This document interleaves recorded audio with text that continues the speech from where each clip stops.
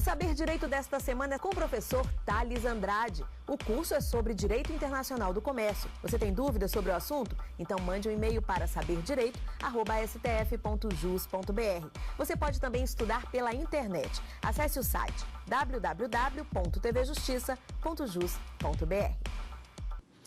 Olá pessoal, meu nome é Thales Andrade e no Saber Direito dessa semana a gente vai falar das regras do comércio internacional, né? Faremos um curso cobrindo as regras que regem o sistema de tarifas, de não discriminação e todo o sistema multilateral do comércio, né? E nessa primeira aula de hoje falaremos das regras da tarifa e da não discriminação no comércio internacional. Iremos abordar, por exemplo, qual é o status dessas regras de comércio internacional no ordenamento jurídico brasileiro. Falaremos do que há uma classificação fiscal de mercadorias. Falaremos do pilar da Organização Mundial do Comércio, que é a cláusula da nação mais favorecida. E também abordaremos aí os critérios para exame de similaridade, né? Falar das regras do comércio internacional, na verdade, implica a gente voltar em algumas décadas, né? Mas especificamente voltar no tempo até a década de 30. Por que a década de 30? A década de 30 foi o período entre guerras, chamado período da Grande Depressão. E durante a Grande Depressão havia uma preocupação muito grande com o desemprego, né? Pessoas famintas nas ruas dos Estados Unidos. Imagine o crash da Bolsa de Nova York em 1929 e era necessário retomar a atividade econômica, mas antes disso eclode a Segunda Guerra Mundial entre 42 e 47. E aí vocês imaginem, 42 e 45, e aí vocês imaginem, né, a necessidade de se estimular novamente a atividade econômica. Os países aliados então fazem o que ao desfecho da Segunda Guerra? Eles se reúnem nos Estados Unidos, numa fazenda em New Hampshire, para reestruturar as bases do comércio internacional e da economia internacional. E eles resolvem fazer o quê? Eles resolvem, basicamente, criar instituições para que os países possam voltar a ter o livre comércio e voltar a estimular essa atividade econômica. Mas é claro que há um receio muito grande, né? Principalmente por parte dos Estados Unidos. Eles, então, acordam em fazer o quê? Vamos fazer um banco internacional para financiar a reconstrução da Europa que está devastada. Vamos fazer um fundo monetário internacional para regular a atividade cambial, né? Para se diminuir a desvalorização competitiva de moedas e vamos criar uma organização internacional do comércio, a OIC. É claro que houve uma resistência muito grande por parte dos Estados Unidos. Os Estados Unidos não aceita a criação dessa organização institucional e não aparece essa instituição. Essa instituição ela fica, digamos, latente, sobrestada até 1994, quando é criada finalmente a Organização Mundial do Comércio. Mas o que temos então em 47? Em 47 é criado um acordo provisório que dura quase 50 anos, o chamado Acordo Geral de Tarifas de Comércio de 47, o famoso GATT. E é esse acordo que a gente vai estudar em todo o nosso curso, né? A gente vai estudar as principais cláusulas que regem esse acordo e, principalmente, a sua aplicação no Brasil. Qual que é a orientação dos tribunais superiores, principalmente o Supremo Tribunal Federal e o Superior Tribunal de Justiça. O Brasil tem uma peculiaridade muito interessante, que o Brasil é um dos pouquíssimos países que aplica no ordenamento jurídico interno essas regras de comércio internacional, né? Diferente de, por exemplo, a União Europeia ou Estados Unidos, que evita o efeito direto dessas cláusulas, o Brasil as aplica diretamente, podendo ser invocada por importadores, por exportadores, por pessoas físicas, tem uma validade no ordenamento jurídico interno. E aí, o que acontece então desde 47? O Brasil é um dos 23 países signatários do GATT, né? São chamados naquela época de partes contratantes. E aí, como que é internalizado, como que ocorre esse rito, né? Como vocês bem devem saber, existe uma tabelinha na Constituição de 88, uma tabelinha entre o poder executivo e o poder legislativo.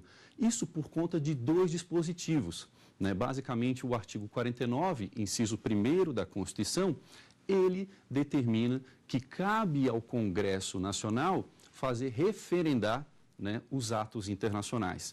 E a gente olha lá no artigo 84, inciso 8º da Constituição, fala que cabe ao chefe do Poder Executivo ratificar os atos internacionais de que o Brasil faz parte. Combinando esses dois dispositivos, temos o seguinte, temos que a chefia do Executivo negocia um tratado, isso culmina com a sua assinatura, mas ainda está longe, né, de ele ter vigência e ter eficácia. Ele envia, então, para o Congresso Nacional, e o Congresso Nacional, via de regra, o aprova por maioria simples, né? Isso dá um status, então, de lei ordinária aos tratados e ao acordo GATT. Depois do Congresso Nacional aprovar em ambas as casas, isso segue para ratificação presidencial e, por fim, é preciso incorporar ao ordenamento jurídico interno. A incorporação ocorre por meio da publicação no Diário Oficial da União, né? Então, com a publicação no Diário Oficial da União, passa a valer, né, é publicado um decreto que, na verdade, tem o nome de decreto porque é um ato do chefe do Executivo, mas esse decreto ele está incorporando ao ordenamento jurídico interno uma lei ordinária. Nada mais é do que uma lei ordinária equiparável a qualquer outra lei ordinária.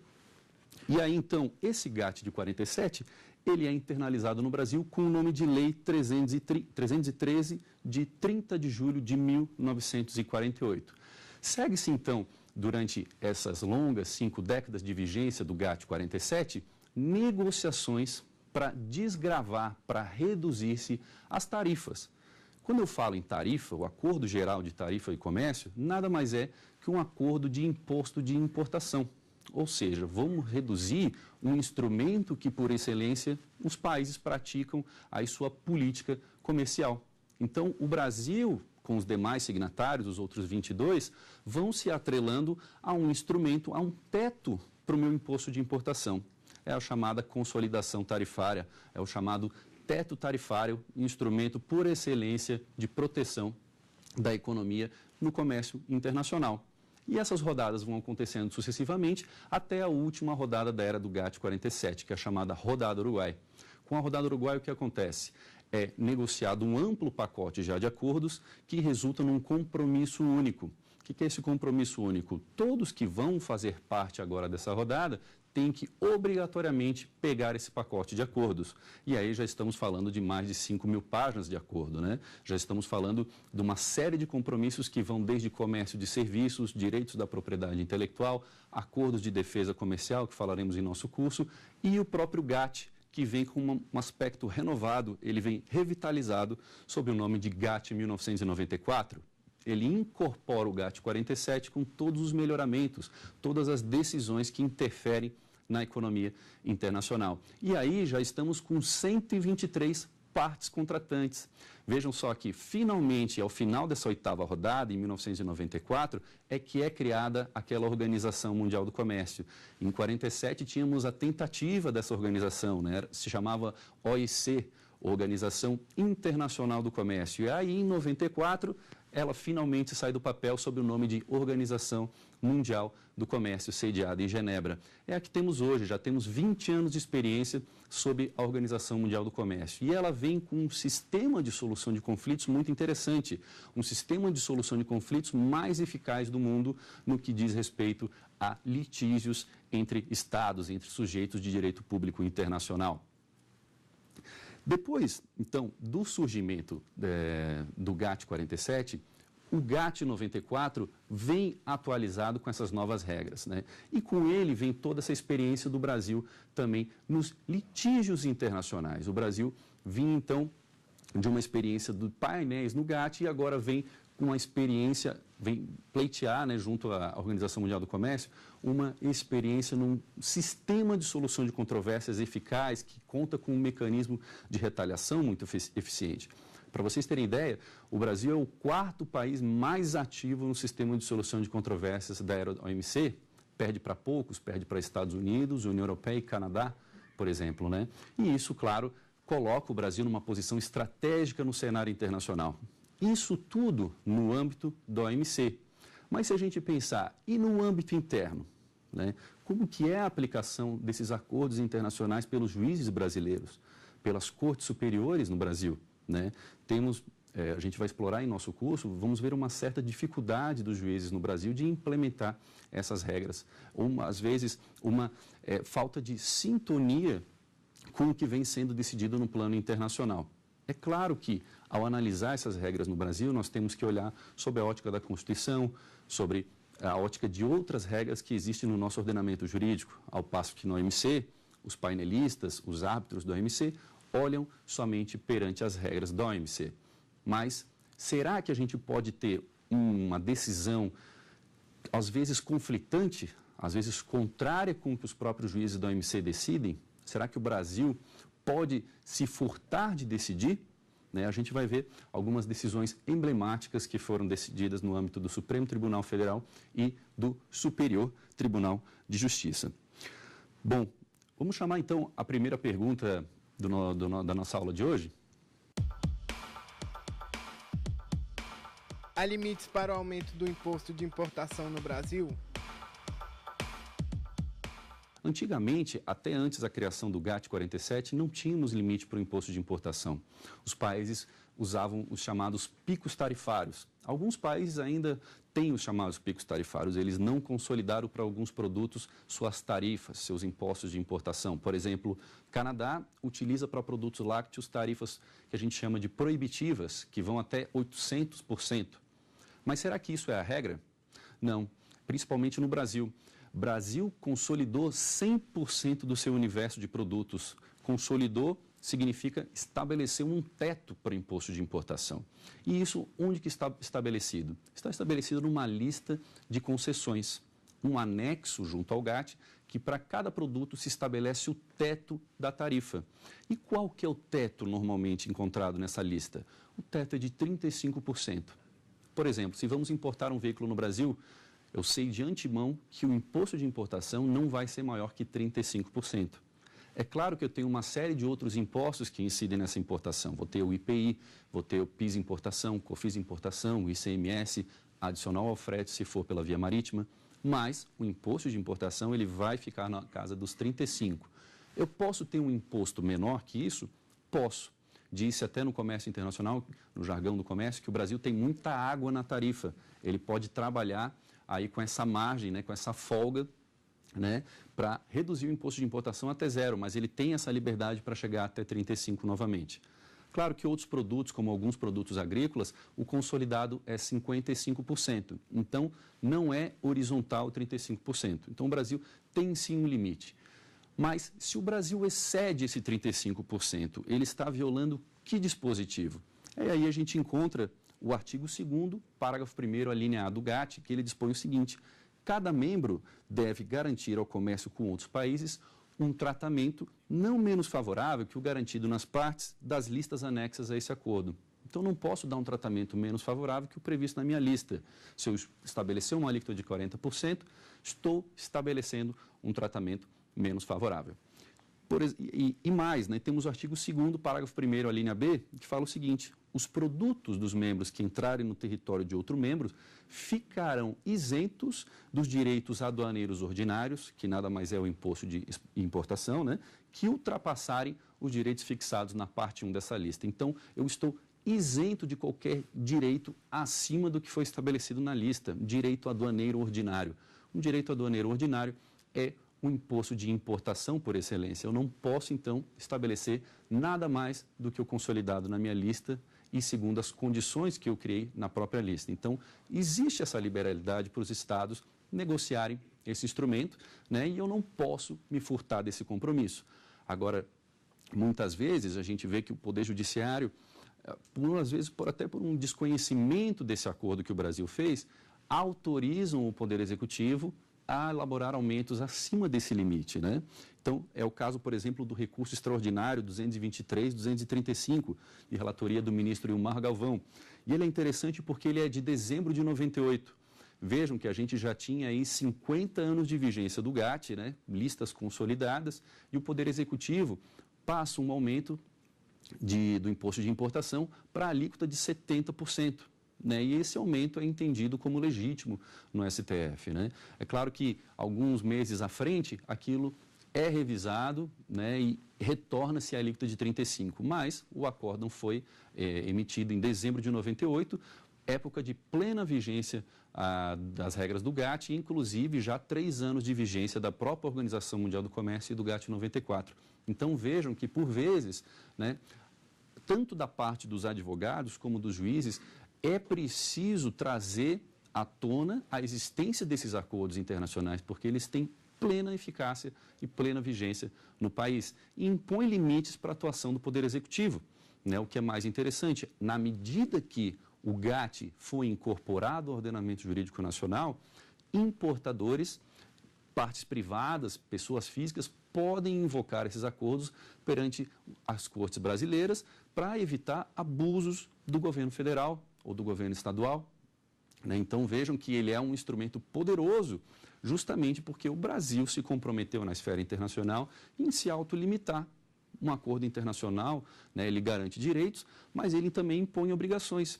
Então, o membro, que a gente costumamente chama de membro da Organização Mundial do Comércio, ele tem também uma série de obrigações. E, no caso do Brasil, essas obrigações se refletem também sobre os cidadãos. O cidadão pode, sim, invocar os seus direitos, invocar as regras do GATT nas próprias cortes nacionais. E é o que a gente vai ver, uma série de decisões bem cuidando da aplicação dessas regras.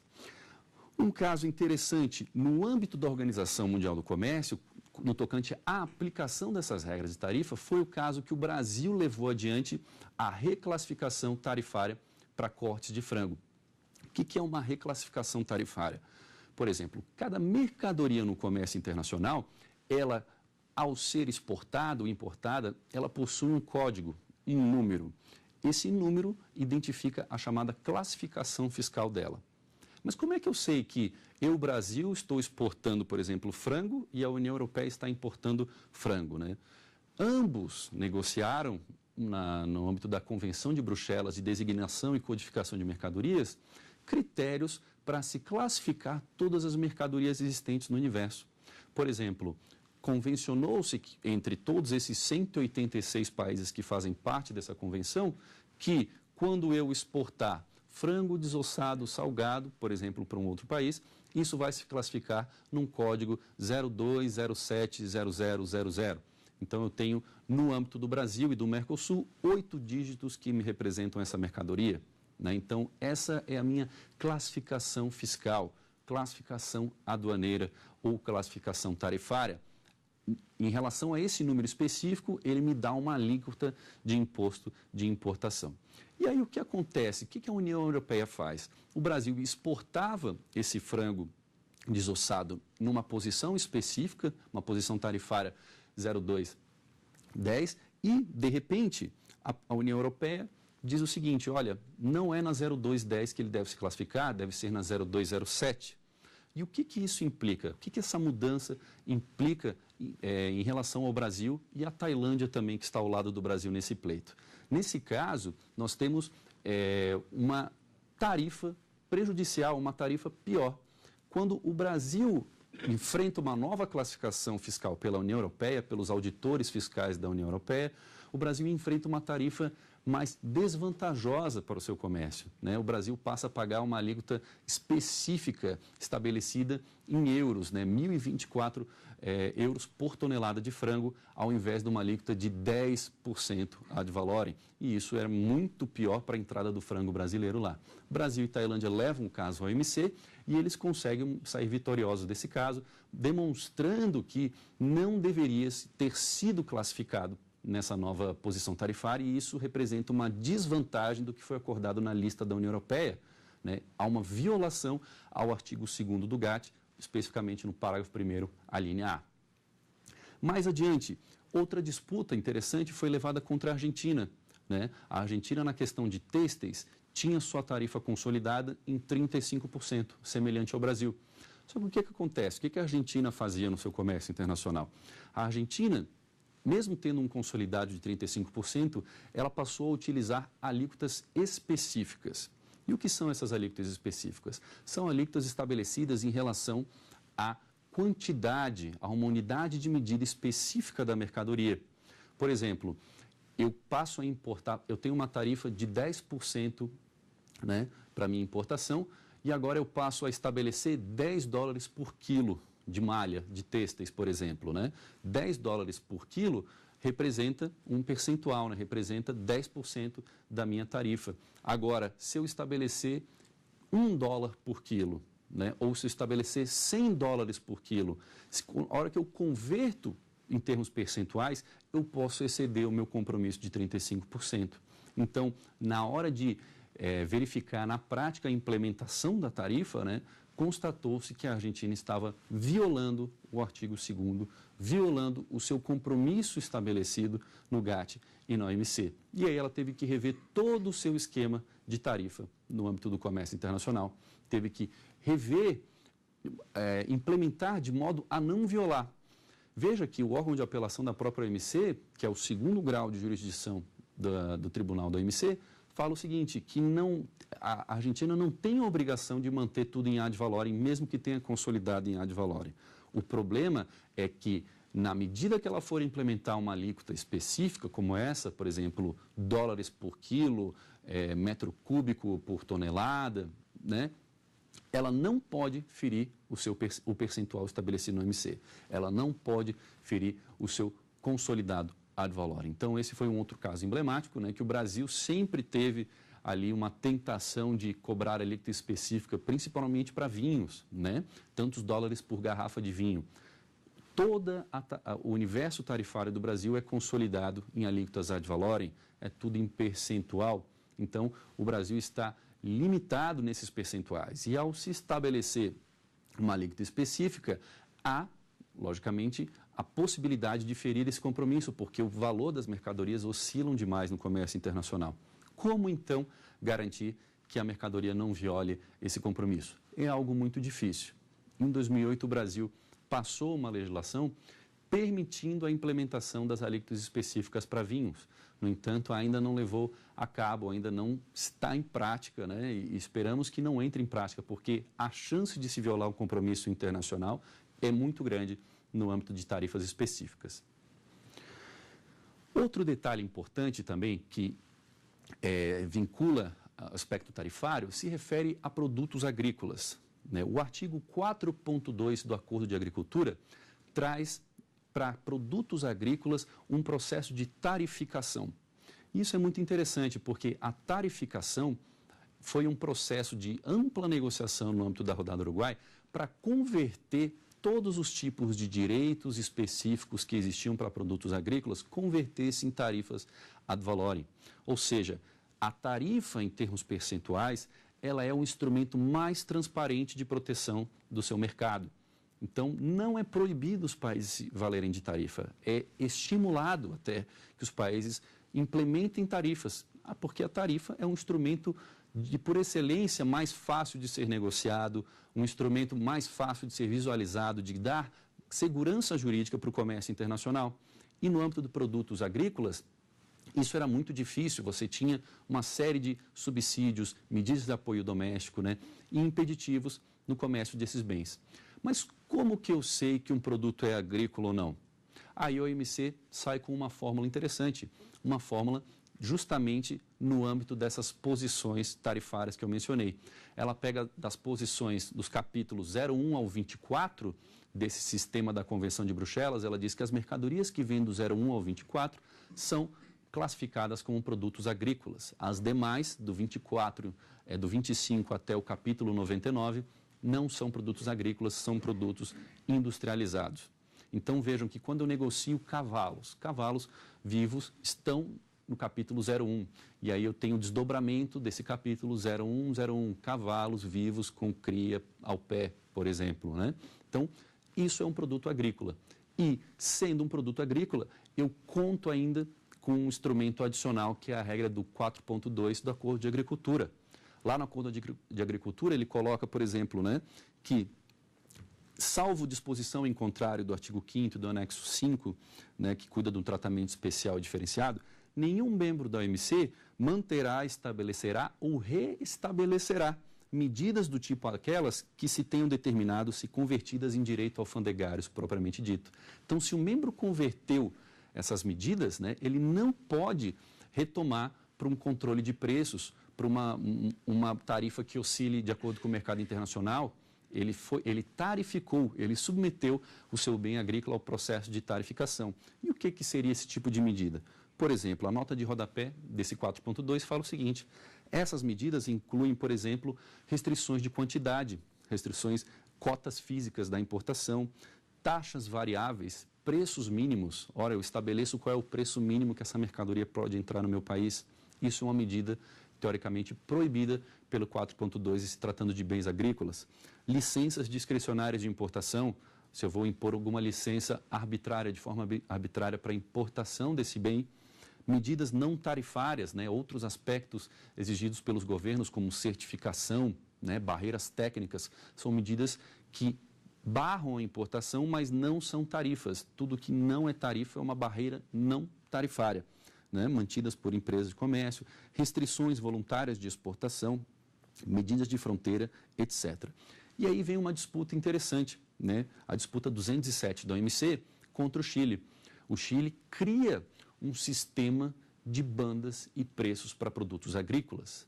Ele cria um sistema baseado na variação do preço das commodities para se estabelecer qual que é a minha tarifa específica, qual que é o meu direito alfandegário aí para importar mercadorias para o Chile. Era o chamado o Price Band System, né? O sistema de bandas variáveis de preço. Basicamente, então, ainda que não houvesse, e esse aspecto é interessante, né, no que tange a bens agrícolas, ainda que não houvesse violação ao meu teto consolidado, um sistema variável de preços, ele carece de previsibilidade, ele carece de transparência, ele carece de segurança jurídica. E aqui a OMC impõe, então, na sua decisão, ela fala o seguinte: olha, no que se trata de bens agrícolas, ainda que você esteja dentro do seu limite, do seu teto tarifário, você não pode impor um sistema que não se sabe, o importador não sabe e o exportador também não, qual que é o direito que vai ser aplicado naquele dia da importação, né? Esse preço, ele está atrelado a commodities internacionais, ele varia diariamente, então você tem uma dificuldade muito grande na implementação desse sistema, né? No que tange a bens agrícolas, então, há um esforço adicional, porque o acordo de agricultura se aplica quando eu trato dos bens entre os capítulos 1º e 24 do sistema harmonizado. Então, se eu estou tratando, por exemplo, da importação de carnes, de lácteos, derivados do leite, por exemplo, né? Se eu estabeleço um sistema variável de tarifas, isso carece de previsibilidade e fere o 4.2. Então, o Chile foi demandado e ele teve que revisar esse seu sistema no que diz respeito a tarifas para produtos agrícolas. E é claro que ele teve que vir com um sistema mais transparente. Vejam aqui que quando é decretada a condenação, né, por assim dizer, contra um país na OMC, há uma recomendação sobre ele, pesa uma recomendação para ele adaptar o seu sistema. O que isso significa? Né? A gente não fala nem em decisão, porque, lembra, no âmbito do direito internacional, eu reclamante, não tenho como impor frente ao Chile a minha vontade. O Chile é um Estado soberano, assim como qualquer outro, e soberania implica o quê? Que não há nenhum poder acima daquele Estado. No entanto, por que a gente pode dizer que o sistema da OMC é extremamente eficaz no que diz respeito à solução de conflitos no sistema multilateral de comércio? Porque tem um sistema eficaz de retaliação. E o que é isso? Se o Chile não quisesse modificar o seu sistema de preços, ele sofreria retaliação dos países que importam mercadorias do Chile. A economia chilena, 60% do produto interno bruto do Chile depende do comércio internacional. Ela é extremamente internacionalizada. Então, por exemplo, Estados Unidos poderia dizer: ok, Chile, vou retaliar você. Eu não tenho como impor a minha vontade sobre você, mas eu posso, por exemplo, aumentar a minha tarifa acima do meu teto consolidado, somente para as importações chilenas. Posso, por exemplo, dar subsídios à produção contra produtos chilenos. Posso retaliar em produtos que tenham direitos da propriedade intelectual, por exemplo, patentes que tenham sido feitas nos Estados Unidos de produtos chilenos. Posso quebrar essa patente e isso, claro, causa uma pressão sobre a economia chilena, mexe com outros setores da economia que não tinham nada a ver com o caso, vejam só, não tinham nada a ver com produtos agrícolas, para que o governo reveja a sua ação e se ponha em conformidade à decisão da OMC, à recomendação da OMC. Joia? Então, vamos ver aqui, temos mais uma pergunta para a nossa aula de hoje. Eu queria saber se o Brasil pode discriminar vantagem entre seus parceiros comerciais? parceiros comerciais, a gente está falando dos parceiros da OMC, os membros da OMC. Lembrem-se que na OMC, hoje, atualmente, a gente conta com 160 membros, né? 160 membros representa mais de 90% do comércio mundial. Pouquíssimos membros ainda não fazem parte dessa organização, como o Cazaquistão, Irã, Iraque, Síria, Afeganistão, né? Mas praticamente aí todas as grandes potências, os grandes países que têm uma participação significativa no comércio internacional são membros da OMC. Sendo membros da OMC, eles têm um compromisso básico, compromisso da cláusula primeira, né? A cláusula da nação mais favorecida, é o pilar estruturante do sistema GATT. E ele impõe a regra de não discriminação, ou seja, qualquer vantagem que eu conceder, eu, membro da OMC, conceder para qualquer país, e esse aspecto é interessante, eu posso conceder inclusive para países que não sejam membros da organização. Se eu conceder uma vantagem, por exemplo, para o Cazaquistão, que não é membro, eu tenho a obrigação de estender imediatamente e incondicionalmente para todos os demais membros da organização. É como se fosse um clube, né? Eu, Brasil, por exemplo, dei uma vantagem para o petróleo iraniano. Né? Uma vantagem pode ser em que sentido? Uma vantagem, um favor, um privilégio, uma imunidade para importação. Pode ser um imposto de importação mais vantajoso, pode ser um canal de distribuição mais vantajoso, pode ser uma condição de venda mais vantajosa para esse petróleo iraniano. Irã não é membro da OMC, mas eu estendendo essa vantagem para eles, eu tenho a obrigação, por conta do artigo 1º do GATT, de estender imediatamente e incondicionalmente para todos os demais membros da organização que exportem um produto similar, né? Que exportem, por exemplo, o petróleo similar, concorrente ao petróleo iraniano. Então, essa é a regra básica do sistema. Não posso discriminar qualquer vantagem, né? E aí a gente olha lá no artigo 1º, parágrafo 1º, a redação desse pilar estruturante da OMC. Qualquer vantagem, favor, imunidade ou privilégio que seja concedido por um membro da organização em relação a um produto que seja originário de ou destinado para qualquer outro país, né, e aqui ele usa a palavra país e não membro, será imediatamente e incondicionalmente estendido ao produto que seja similar, originário do território de cada um dos outros membros da organização ou a eles destinados.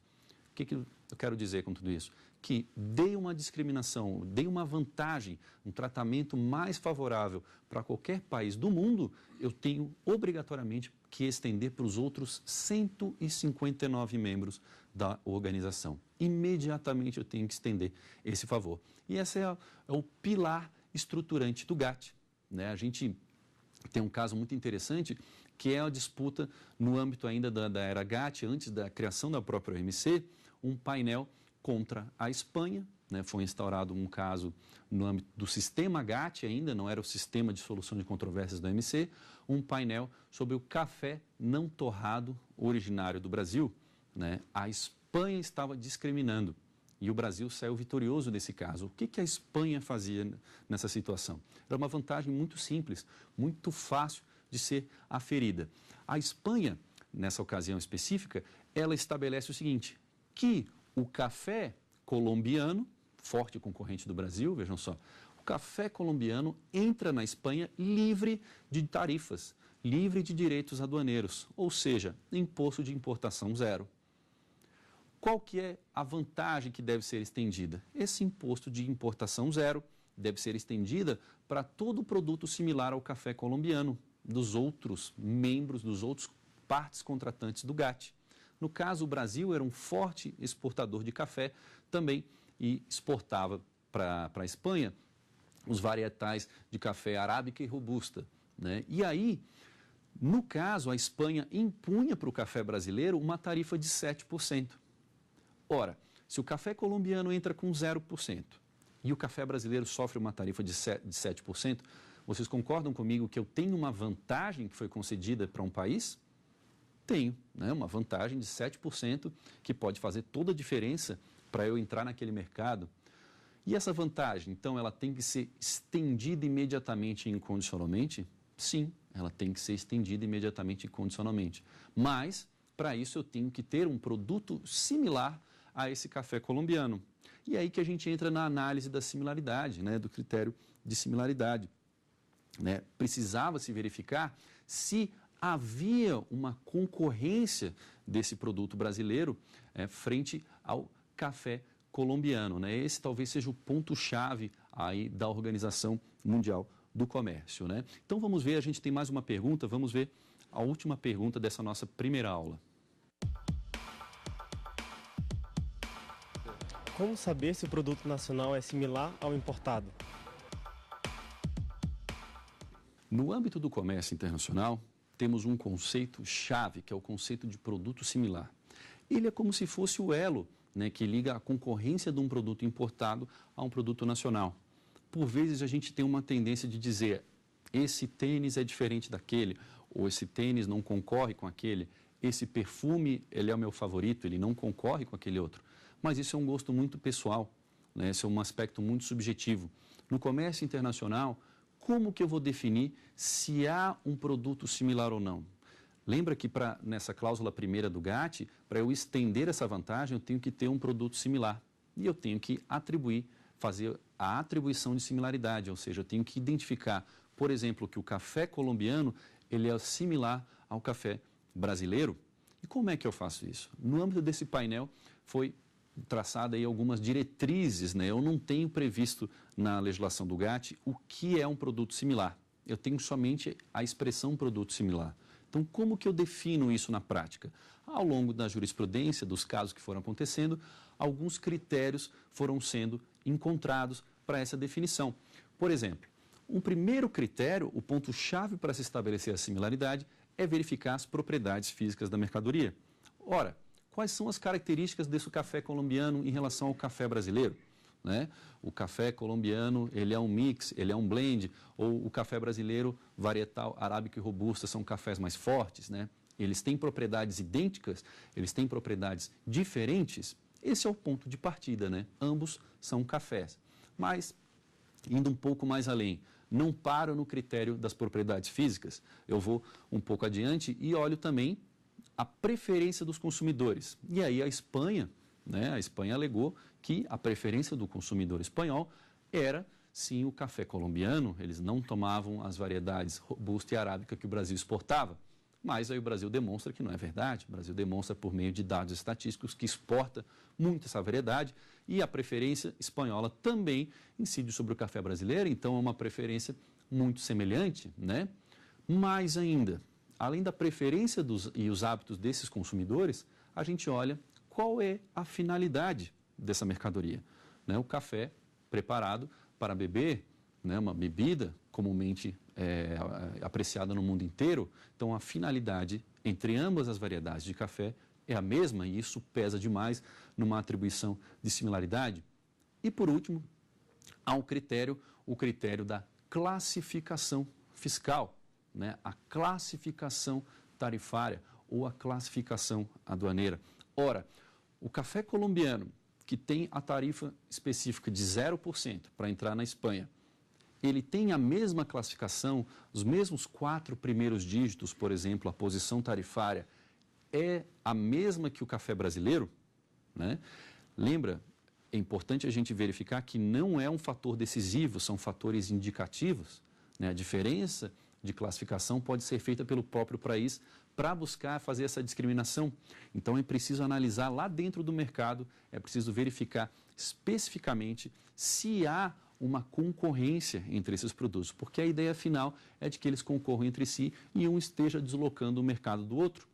E aí, a partir desses 4 critérios, sim, os painelistas entenderam que havia, sim, produto similar. No caso, o café brasileiro era similar ao colombiano e, sendo similar, a vantagem que a Espanha concedia para o café colombiano deveria ser estendida imediatamente e incondicionalmente para o produto similar brasileiro e de outras partes contratantes. E aí o Brasil sagrou-se vitorioso e conseguiu que a Espanha adaptasse, né, a tarifa, colocasse tarifa 0 para o café brasileiro e assim o café brasileiro poderia concorrer em condições de igualdade, né? Então vejam que essa é a pedra fundamental que vai permear todo o sistema multilateral de comércio, a regra da não discriminação. Eu não posso discriminar. E como saber, então, se ele é similar ou não? Vou buscar basicamente os 4 critérios. Verificar primeiro propriedades físicas da mercadoria, né? Se há identidade de propriedades físicas. Vou verificar a finalidade das mercadorias, para que servem as mercadorias. Vou verificar preferências e hábitos dos consumidores naquele mercado consumidor. E, em quarto lugar, vou verificar qual que é a posição da classificação tarifária. Quais são os 4 primeiros dígitos? Eles são classificados nos mesmos 4 primeiros dígitos do sistema harmonizado de classificação de mercadorias? Se eu conseguir enquadrar a mercadoria no mesmo dígito, é um forte indicativo de que, sim, elas concorrem entre si. Joia? E aí, como que isso foi analisado, por exemplo, pelo Supremo Tribunal Federal? E aí a gente tem um recurso no mandado de segurança, o recurso no mandado de segurança 8927 do ministro Vitor Nunes, em abril de 1962. Vejam que é uma decisão extremamente antiga e que estava em vigência apenas o GATT 47. Mas o artigo 1º do GATT, como cláusula estruturante, já se fazia lá presente. O artigo 1º do GATT colocava essa obrigação de eu ter que estender qualquer vantagem, favor, imunidade ou privilégio para todos os demais contratantes do GATT. E aí, no caso, era a extensão às nozes do Chile de uma isenção do imposto de importação que era dado para frutas da Argentina. Olha que interessante. Eu tinha uma isenção de imposto de importação para as frutas da Argentina. E aí o Supremo Tribunal Federal, analisando com base na cláusula da nação mais favorecida, do artigo 1º do GATT, ele vai lá e diz: as nozes que vêm do Chile estão enquadradas no gênero frutas, né, e concorrem, são produtos similares às frutas argentinas. Se você, Brasil, deu uma isenção de imposto de importação para as frutas argentinas, você deve estender imediatamente e incondicionalmente às frutas do mundo inteiro, certo? Se sua política comercial é isentar a entrada de frutas de parceiros comerciais, essa vantagem tem que ser estendida imediatamente e incondicionalmente para as frutas do mundo inteiro. E, no caso, as nozes chilenas era que pleiteavam a inserção nesse mercado brasileiro. Então, vejam só que, às vezes, né, a gente pode pensar, mas que frutas que eram? Que tipos de frutas? Ora, se foi concedida a isenção para o grupo frutas como um gênero, eu tenho que estender para tudo aquilo que é espécie do gênero fruta, correto? Se eu concedesse só para maçã, especificamente, seria mais difícil eu estender atribuir a similaridade entre a maçã e o grupo nozes, por exemplo, né? Características físicas diferentes, hábitos diferentes dos consumidores, classificação tarifária diferente, talvez só a finalidade seja a mesma, né? Que é um alimento, uma fruta. Ainda assim eu poderia alegar, mas as nozes são mais utilizadas no Natal, as maçãs são comidas diariamente, as nozes têm muito óleo em sua composição, né? As maçãs fazem melhor para a saúde. Tudo isso é levado em consideração quando eu identifico, faço um critério de similaridade. Outro caso interessante que foi já na era da OMC interpretar o que seria similaridade, é justamente o caso de Japão Bebidas Alcoólicas, a disputa de número 8. Né? E esse caso é muito interessante. Foi no âmbito do tratamento nacional, que é o tema da nossa terceira aula, mas teve uma discussão muito interessante do que seria um produto similar. No caso, o Japão discriminava tributos em relação à vodka que era importada. Né? O Japão é um país que ele tem uma bebida nacional muito famosa que se chama soushu. É uma bebida alcoólica, que é um destilado. E aí, os painelistas do OMC chegaram ao ponto de realmente tomar uma dose, né, do soushu, uma dose de vodka e ver se eles concorriam entre si. Ora, a similaridade entre esses dois produtos, né, a composição deles é semelhante, as características físicas são semelhantes. Os hábitos dos consumidores, será que os japoneses apreciam tanto a vodka quanto a sua própria bebida nacional? Será que a vodka é capaz de tomar o mercado do soushu, da bebida japonesa? Né? Foi entendido que sim, eram semelhantes. E interessante que no órgão de apelação da OMC tinha um japonês que era o Mitsuo Matsushita, né? E também votou favoravelmente pela similaridade, né? Ainda que pudesse se questionar, poxa, o japonês vai votar contra, vai querer dar ganho de causa ao Japão. Não, o Japão foi, nesse sentido, recomendado a estender as vantagens que garantia para o produto nacional para o produto importado, no caso, a vodka importada, por exemplo, a vodka importada por vários países aí da Escandinávia. Joia? Então, vejam que a definição de similaridade, ela perpassa, então, por 4 critérios, né? Critérios como características físicas, o critério da finalidade de uso, qual que é a finalidade, afinal, dessa mercadoria, qual que é a sua classificação fiscal, né? Qual que é o código que ela é enquadrada realmente. E, por último, temos ainda a figura aí dos hábitos e preferências desses consumidores, né? Eu vou olhar no mercado, especificamente, qual que é o hábito e preferência desse consumidor. A gente vai ver uma aula mais à frente, quando a gente cuidar de tratamento nacional, que, por exemplo, a possibilidade de uma mercadoria causar algum dano físico, alguma doença, causar algum risco à saúde, pode ser um fator decisivo para que ela não seja similar à mercadoria que não causa essa doença, que não causa esse problema de saúde, né? Então, temos que olhar efetivamente no mercado. E preço? O preço da mercadoria é muito diferente. Isso pode ser um critério que afaste a similaridade? Pode, mas ele é um critério com muita ressalva, porque o preço, na verdade, ele é muito atrelado à característica física, à qualidade da mercadoria, né? E pode envolver também critérios subjetivos, como a reputação dela no mercado, né? Você, por exemplo, você diria que um smartphone de uma marca específica, como o iPhone, concorre, por exemplo, com o smartphone da Gradiente, né? Inclusive, a Gradiente pleiteou essa marca, né, de iPhone antes da própria Apple. São produtos que têm preços diferentes, ambos são smartphones, mas são completamente diferentes o preço dessas mercadorias. Mas mesmo assim eles podem ser considerados produtos similares? Essa é uma pergunta difícil, porque não há, novamente eu reitero, não há uma definição de produto similar. Eu tenho que buscar no mercado essa definição. Então, eu tenho que ver caso a caso. A jurisprudência do OMC ela é pacífica em dizer, para eu estabelecer similaridade, eu tenho que olhar caso a caso. Eu tenho que buscar, no caso concreto, verificar realmente se aquela mercadoria concorre com aquela outra ou não, né? Em que medida ela se desloca ou não. Por exemplo, tem um caso interessante no Brasil, quando a gente falar de antidumping, a gente vai ver também que existe definição de produto similar no acordo antidumping, uma definição que ela é um pouco mais apertada, né? Ela começa dizendo que produto similar é aquele que tem características idênticas, né? E se não for possível idêntica, com pequenas variações. Agora, vocês imaginem comigo, pode o leite de caixinha concorrer com o leite em pó? Né? A gente começa a ficar numa situação, você usa um leite de líquido in natura e às vezes usa leite em pó? Sim, mas eles têm uma composição diferente, eles têm um processo de industrialização muito diferente, né? Mas a finalidade, no final das contas, não é a mesma? Ora, mas se eu adicionar água no leite em pó, ele não se torna a mesma coisa que o leite in natura de caixinha?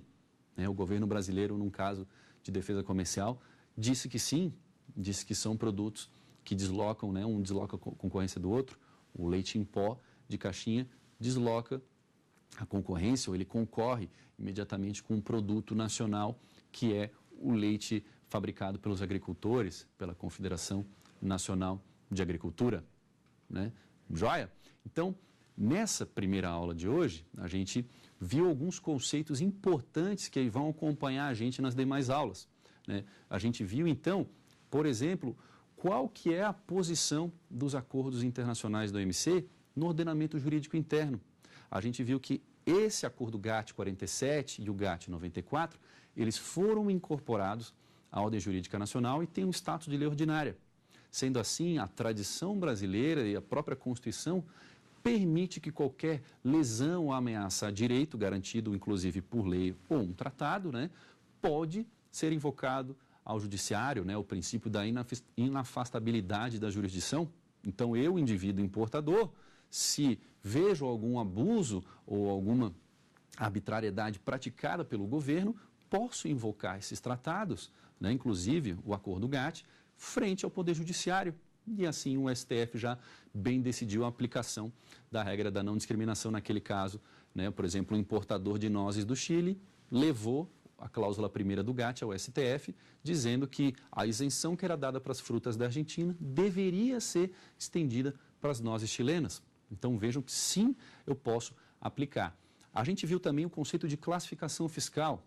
Ora, a classificação de todas as mercadorias que a gente tem no planeta vai obedecer um código numérico, né, de, em princípio, 6 dígitos, e no Brasil a gente tem mais 2 desdobramentos, que é por conta do Mercosul. Eu tenho no final 8 dígitos. Então, todas as mercadorias que são negociadas, até para termos elaboração de estatísticas, são identificadas por um código de 8 dígitos que a gente chama de NCM, Nomenclatura Comum de Mercadorias. Então, tudo que a gente importa ou exporta do Brasil vai obrigatoriamente passar por essa classificação. Se houver um erro de classificação, se o importador classificou errado, né, o importador ele tem a obrigação de classificar em primeiro lugar. O auditor fiscal da Receita é que pode reclassificar e aí aplicar uma multa. Ora, eu classifiquei a minha mercadoria num código específico para pegar uma alíquota menor, um imposto de importação menor. A Receita, logicamente, está de olho nisso e falou, você classificou errado, você não obedeceu às regras de classificação, multa e ainda a reclassificação da mercadoria. A gente viu ainda, então, o que são as tarifas consolidadas, se eu tenho limite para aplicação do meu imposto de importação no Brasil. E aí vimos basicamente o artigo 2º do GATT que dá esse limite, né? Eu tenho pela linha, o parágrafo 1º, que eu não posso dar um tratamento menos favorável que a minha lista nacional. Qualquer membro que esteja importando uma mercadoria, qualquer importador, não pode ter um direito acima do estabelecido naquela lista. Vimos ainda, então, também a questão da não discriminação, que é a cláusula primeira do GATT, né? O artigo 1º do GATT, que estabelece que eu não posso discriminar vantagens concedidas para qualquer país. E, por último, vimos critérios de similaridade que vão nos acompanhar nas próximas aulas. Então, aqui eu me despeço e vamos encerrando essa nossa primeira aula sobre as regras do comércio internacional. Eu vejo vocês no próximo encontro para a gente continuar com as exceções de não discriminação. Um grande abraço e até lá. Você tem dúvidas sobre o assunto? Então mande um e-mail para saberdireito@stf.jus.br. Você pode também estudar pela internet. Acesse o site www.tvjustiça.jus.br.